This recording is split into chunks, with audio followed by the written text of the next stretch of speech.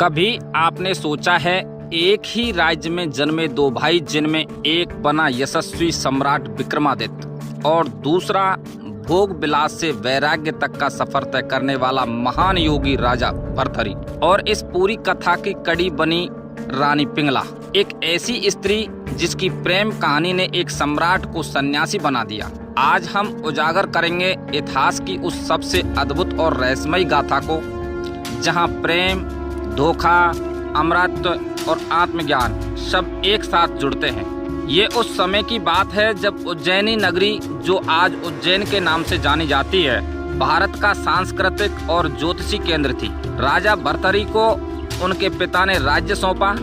वह सुंदर, बुद्धिमान और अत्यंत धार्मिक प्रवृत्ति के शासक थे। उनके भाई विक्रमादित्य पराक्रमी और न्यायप्रिय योद्धा थे, लेकिन सिंहासन भर्तहरि को दिया गया। भर्तहरि का हृदय धर्म, दर्शन और प्रेम से भरा था, लेकिन उनका मन पूर्णतः बांध लिया रानी पिंगला ने।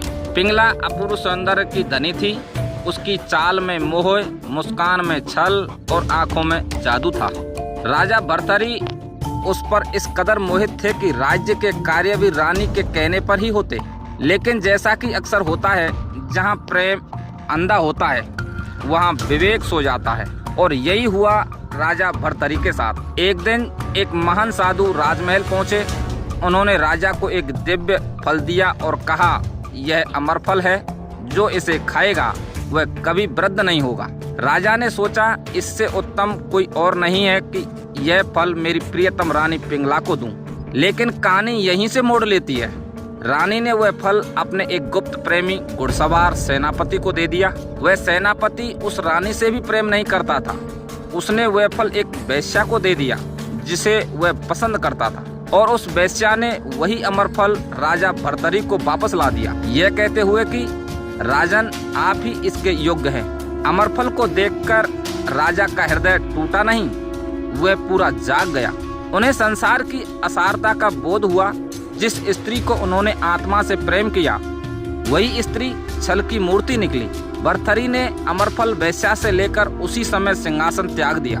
राज्य का भार अपने छोटे भाई विक्रमादित्य को सौंपकर वह सन्यासी बनकर निकल पड़े, सत्य की खोज में, आत्मा की शांति के लिए। राजा विक्रमादित्य को सिंहासन मिला। वे न सिर्फ युद्ध कौशल में पारंगत थे, बल्कि न्याय, तंत्र और रहस्यों के ज्ञाता भी। विक्रम बेताल की कहानियां, सिंहासन बत्तीसी की गाथाएं सभी उन्हें कालजयी सम्राट बनाती हैं। विक्रमादित्य ने अपने भाई के वैराग्य को समझा और राज्य को उसकी सर्वोच्च ऊंचाइयों तक पहुंचाया। भर्तहरि अब केवल राजा नहीं रहे, वे बने सन्यासी, कवि और आत्मज्ञानी योगी। उन्होंने रचे नीति शतक, जिसमें नीति और बुद्धिमत्ता के गूढ़ रहस्य हैं। श्रृंगार शतक, स्त्री पुरुष के संबंधों का यथार्थ चित्रण। वैराग्य शतक, संसार की नश्वरता और आत्मा की शांति पर अद्भुत श्लोक हैं। उनकी रचनाओं से आज भी योगी और साधक प्रेरणा लेते हैं। उनका एक प्रसिद्ध श्लोक है, यावज्जी वामहे स्वेच्छया सुखेन। जब तक जीवन है सुखपूर्वक जियो, परंतु मोह में मत फंसो। रानी पिंगला का अंत, पिंगला के जीवन का उत्तरार्ध अनेक मतों में बताया गया है। कुछ कहते हैं कि उसे अपने कर्मों का पश्चाताप हुआ और वह तपस्विनी बनी, तो कुछ मानते हैं कि वह मोह की अग्नि में जलती रही।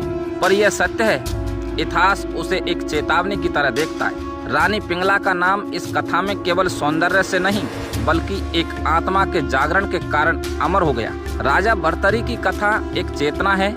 एक भोग से वैराग्य की यात्रा केवल दुख से नहीं, बल्कि आत्मबोध से होती है। विक्रमादित्य की कथा एक प्रेरणा है कि धर्म और न्याय से ही राज्य टिकता है, और पिंगला की कथा एक स्मरण है कि प्रेम यदि छल से भरा हो तो वह अंततः विनाश ही लाता है। इन्हीं तीन पात्रों में छुपी है भारतीय दर्शन की आत्मा, प्रेम का यथार्थ और वैराग्य का अमृत। अगर आपको ये कथा रोचक, रहस्यमयी और प्रेरणादायक लगी हो तो इस वीडियो को लाइक करें, शेयर करें और चैनल को सब्सक्राइब करना ना भूलें। क्या आप भर्तहरि की वैराग्य शक्ति या विक्रमादित्य की न्यायप्रियता से अधिक प्रभावित हुए? हमें कमेंट करके जरूर बताएं।